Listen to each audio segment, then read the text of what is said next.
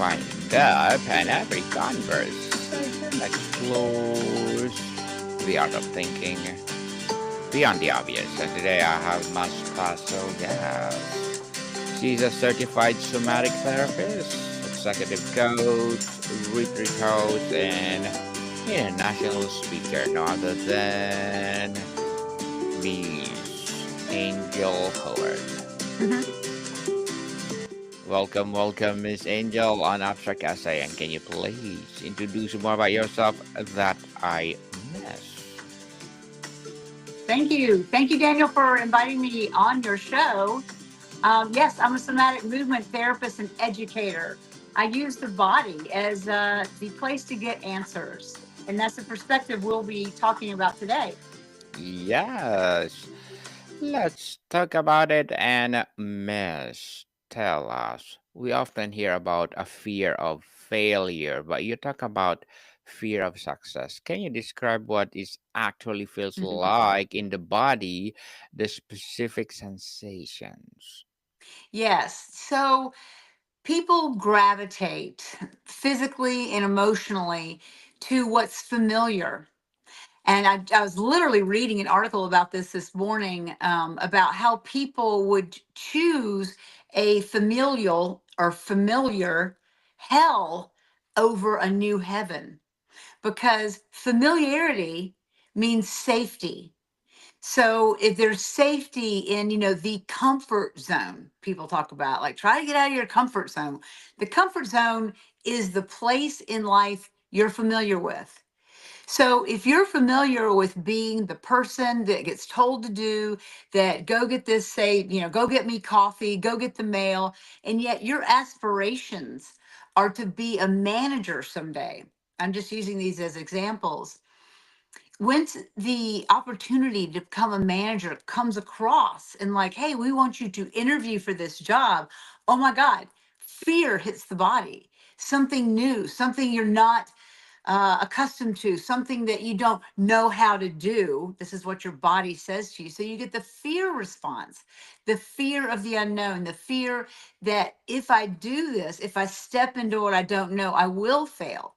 So that is the fear of success. That's one way of looking at it. Also, say you get the job, you become the manager, and all of a sudden you are successful as according to your dreams, and you're starting to be the one to tell somebody to get you coffee or to go get the mail. And yet again, it's unfamiliar. So this fear of success is this part of you, they call it the imposter syndrome, right? You're Yes. you're playing this part of manager. Yet inside, you still don't think you deserve it.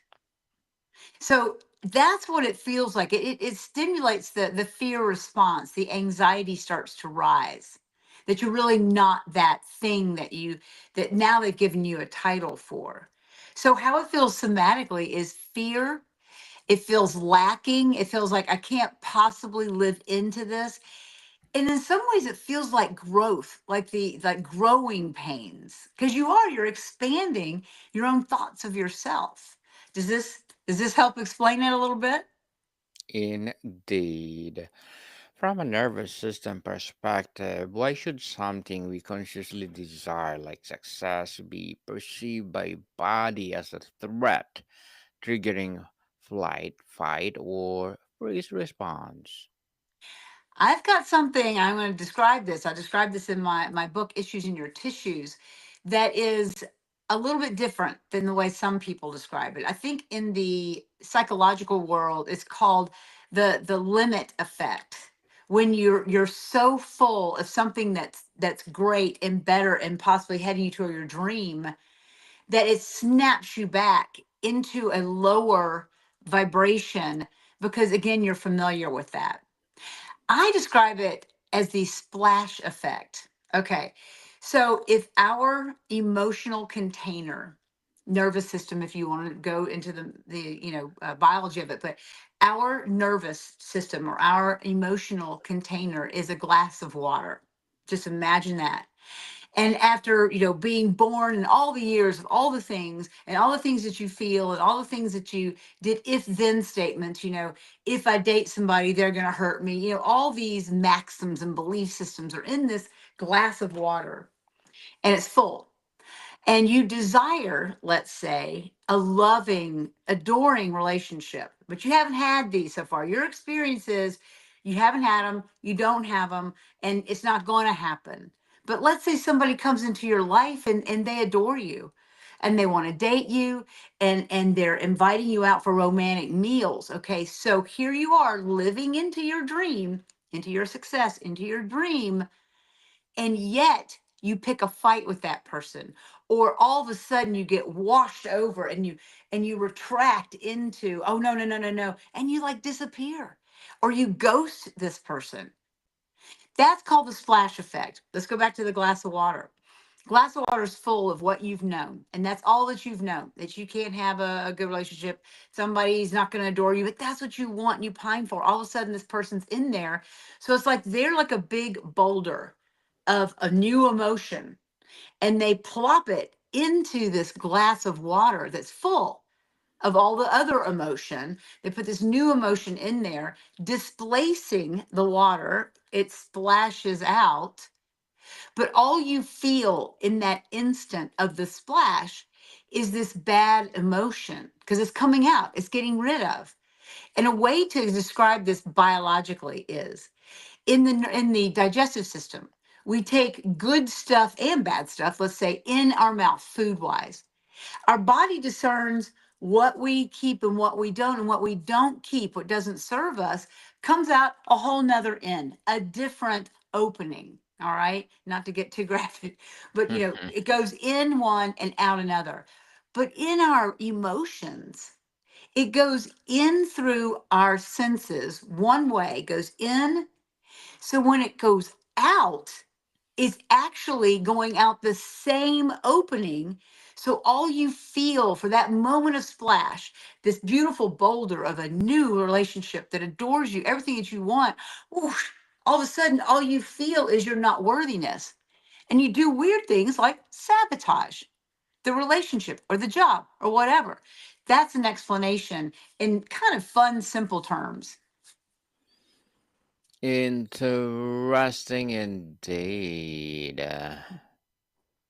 Miss Angel, how can someone be highly driven and ambitious in their mind while their body seems to be actively sabotaging them with anxiety, fatigue, or illness when they get close to their goal?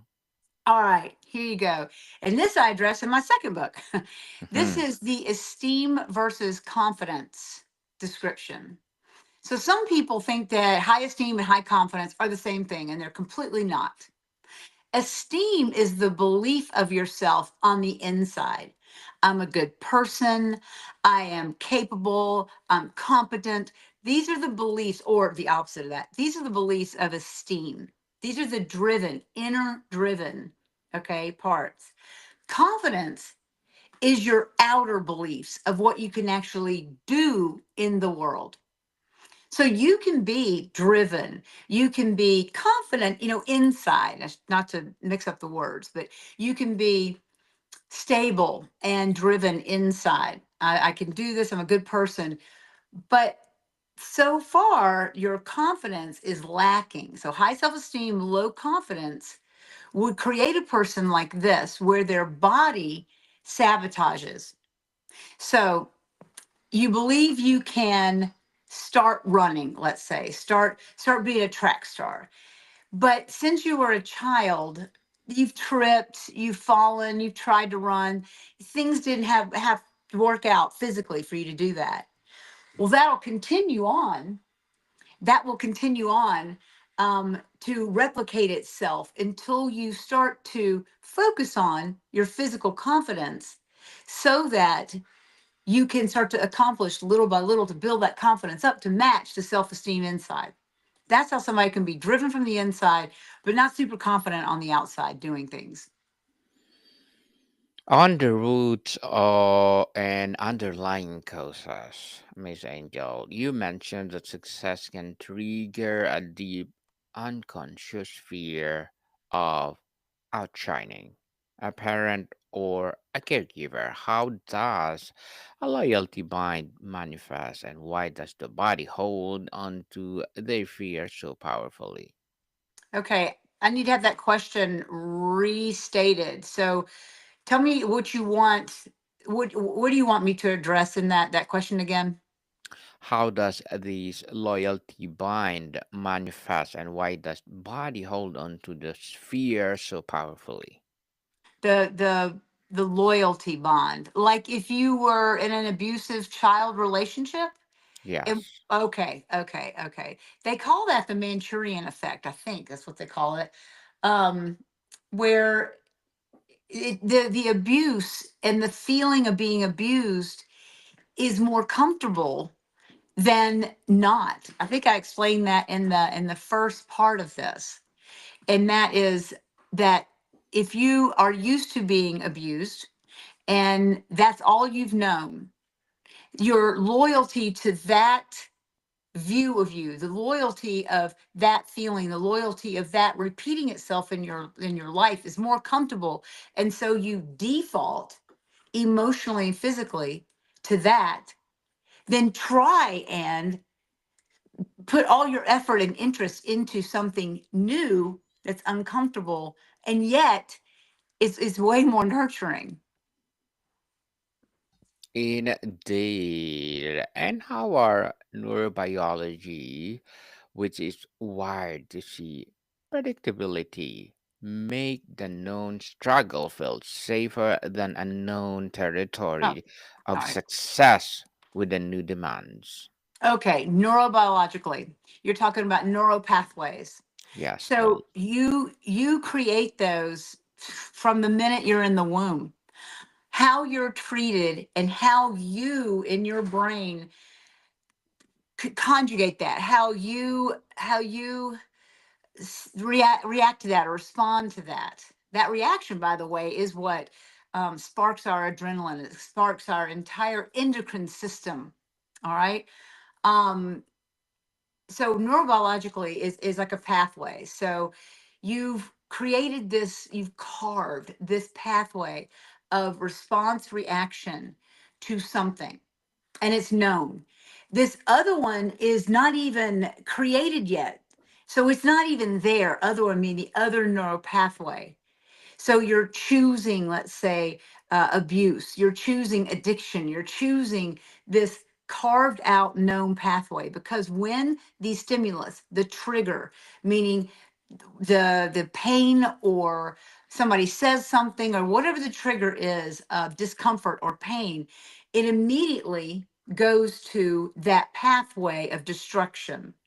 And how it begins is when in our neurons, when there's stimulus, our neurons stimulate to move this way, to say move a muscle or to move a thought, move a reflex in our head.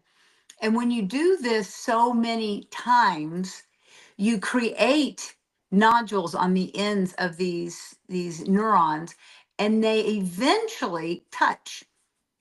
And when these neurons touch, there's no more thought, there's no space, there's no choice anymore. You don't have choice. It's just response, reaction. So that happens physically, like a stick shift car. When you first start driving a stick shift car, it's completely new. And you have to teach yourself the pedals and the gear shift. But after a year or two doing it every day, you don't think about it anymore. It's all reflex. Tennis players, same thing.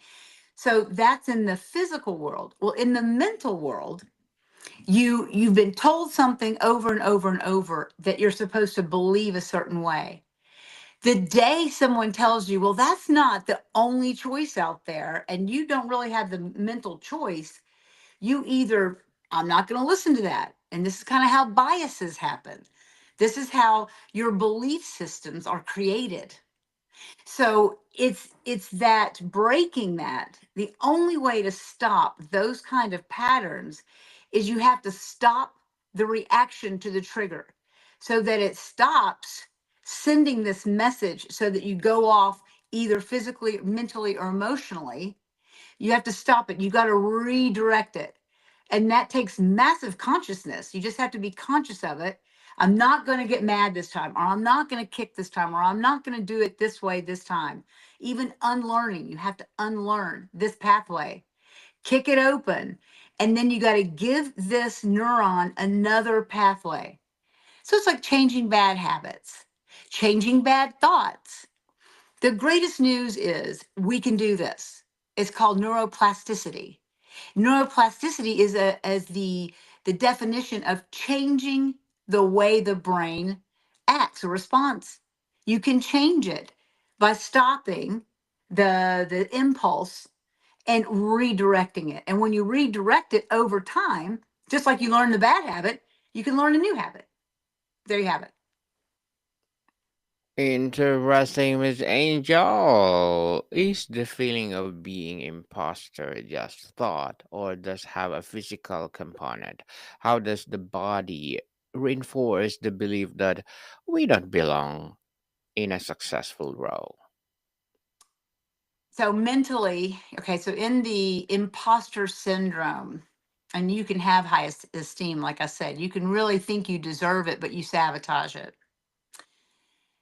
Yes, physically it happens. So, so let's say you got this new manager job we talked about, and all of a sudden you walk into a room of people now who report to you. You used to report to somebody, now these people report to you. Completely different feeling, everything. And all of a sudden, your body goes into fear response. I don't belong here. I don't know what to do. I don't even know what my next step is. This is like redirecting the thought pattern into I can do this. Even if I don't know what my next step is, I can handle this. I can do this. But the body can work against you unless you, the mind, tell the body calm down. Take a deep breath. You can do things consciously that calm your nervous system down, calm that vagus nerve down through breathing. Breathing, doing the box breath people talk about, bringing the nervous system down so that you can respond to this whole new situation. But that's how you can tell your body, we're going to react differently to this. You're going to break the pattern, like I said, and now we're going to react and we're going to redirect how you feel in this room now as a manager.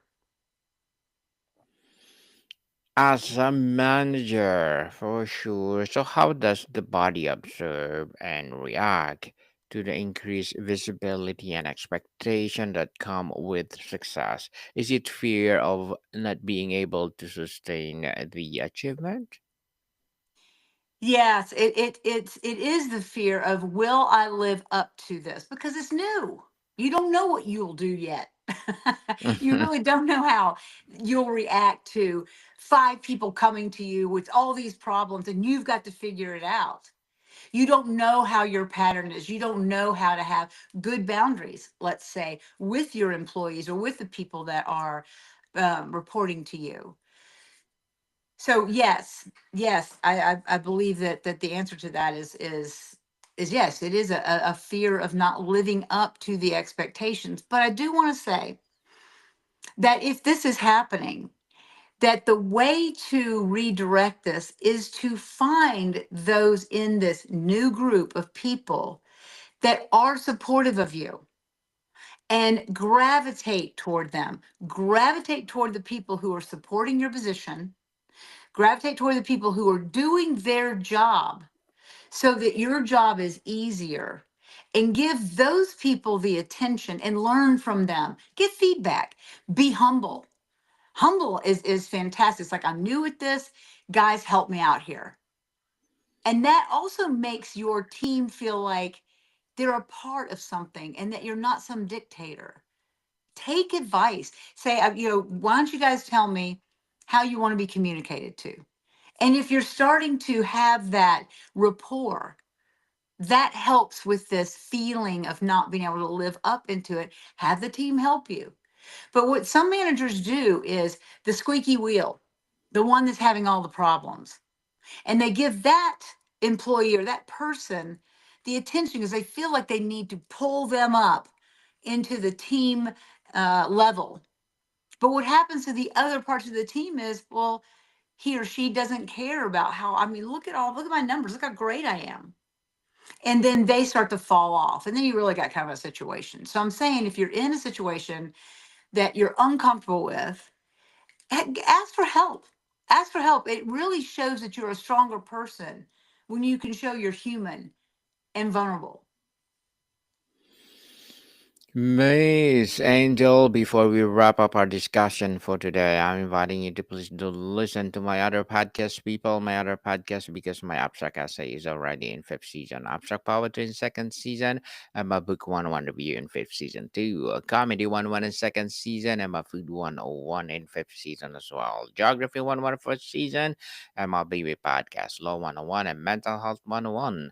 Love Letters in third season, and Movie 101 Review Music 101 in fourth season, and Science 101 and Sex 101 in its first season. Please listen to them wherever you listen your podcast. So, Miss Angel, is the goal to completely eliminate the fear, or is it develop a different relationship with it to make a body collaboration in our success rather than obstacle?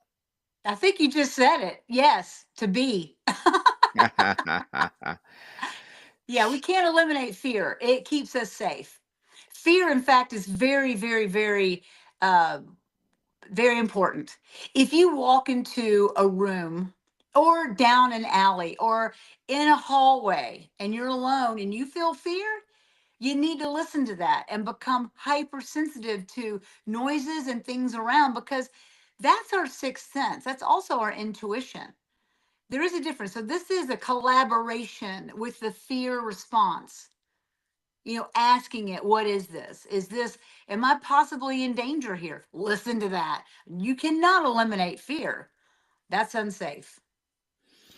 Miss Angel Howard, thank you so much for sharing your knowledge and wisdom to the world. So can you please invite our listeners to support your advocacy, your books, or whatever projects that you're doing right now? So, the easiest way to get in touch with me is angelhoward.co. Join the email list. I've got a second book coming out. What's Messing with Your Messages? First book, Issues in Your Tissues, you can find on Amazon. And I also have a podcast called The Upshift. Yes, people, let's support Miss Angel Howard because if you support her for sure, more and more empowering advocacy to come. So, Miss Angel, thank you so much for your time. Thank you, Daniel. More to come, people. See you soon.